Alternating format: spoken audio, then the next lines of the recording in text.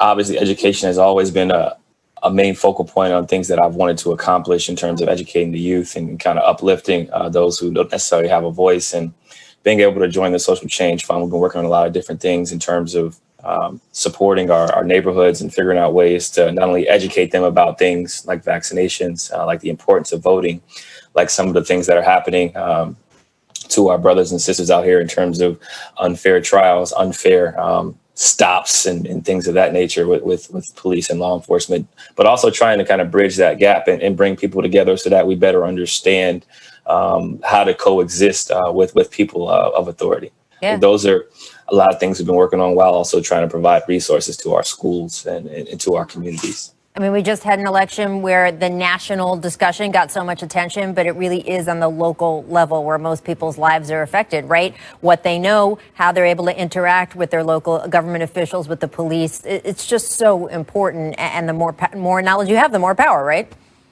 Absolutely. And I think that's what we're trying to get across to our kids and our brothers and sisters in our communities, is that we have to educate each other on what's available to us from a usage standpoint, but also how to maneuver and how to kind of behave in a way in which, that kind of puts us in a position to be successful down the road.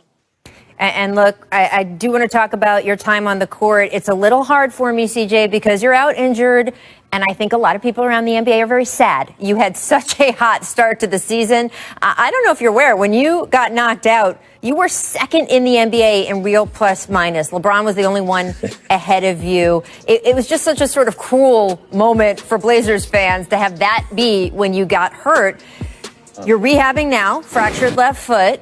When can we expect to see you back on the floor? And I will say, when I said earlier today that you were going to be on the show, I had a bunch of Blazers fans tweeting me saying, can you be back by Friday? Because we're playing the Lakers. Yeah, I'm feeling much better. I'm progressing. I'll be at 6 weeks on Saturday.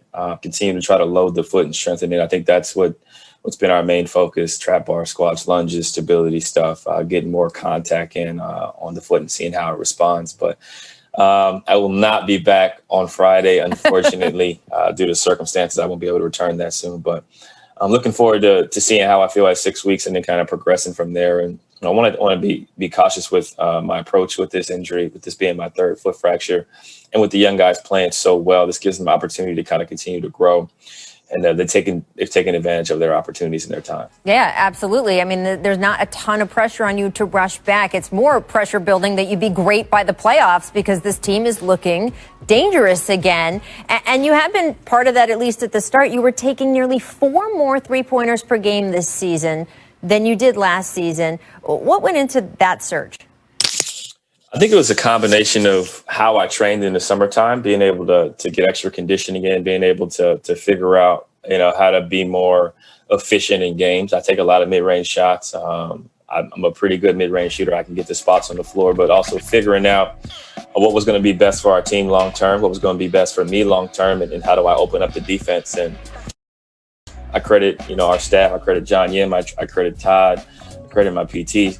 Just being able to train in a way in which it translates to games was important for us. And shooting more threes was something that John wanted me to do, something that Coach Terry, organization, wanted me to do. And I had to train for it first before it could translate. I mean, look, between you and Dame, we're not even going to be able to call them logo shots anymore. You guys are going to move to behind the midline of the court. You guys are going to start shooting from the three-quarter mark. It's getting dangerous up there in Portland. As for this team, Nurk's out, you're out.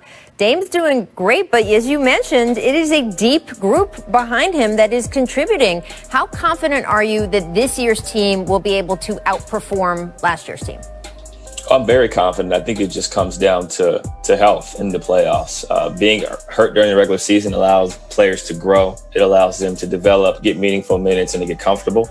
And as we come back and kind of get together as a full roster, I think it's only a matter of time before we begin to mesh, go on a run, and transition into the playoffs. But I definitely think we'll fare better due to experience, due to our bench having more depth, and also due to us, having some time to recover and rehab during the regular season, to where we should be fresh for the playoffs.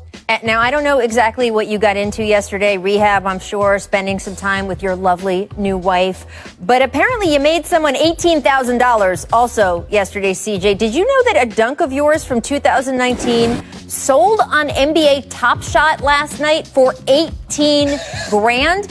And I don't want to cast any aspersions here. I don't think that's the best dunk I've ever seen you make. 18 grand.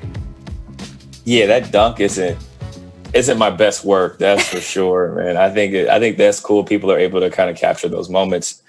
Kudos to whoever got 18 grand for that. That's a nice come up. I'm happy for you.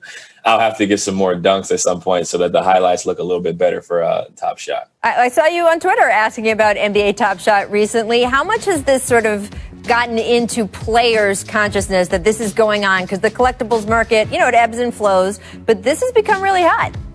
Yeah, a lot of players are inquiring about it, trying to learn and educate themselves about it. I think I've grown closer to the fungible tokens and what they consist of, and trying to figure out what moments I should buy. Looking at rookies, looking at LaMelo Ball's first assist, looking at Zion's first dunk, like trying to pick certain things that make sense for me. But I'm trying to also get some free packs. So if NBA Top Shot is listening, I'd love to have some of my own moments, and I would also love to be able to create some moments with you guys so where my dunks are a little bit better. There we go. That man wants some non-fungible tokens. Get him some. There you go. CJ, thank you so much for stopping by.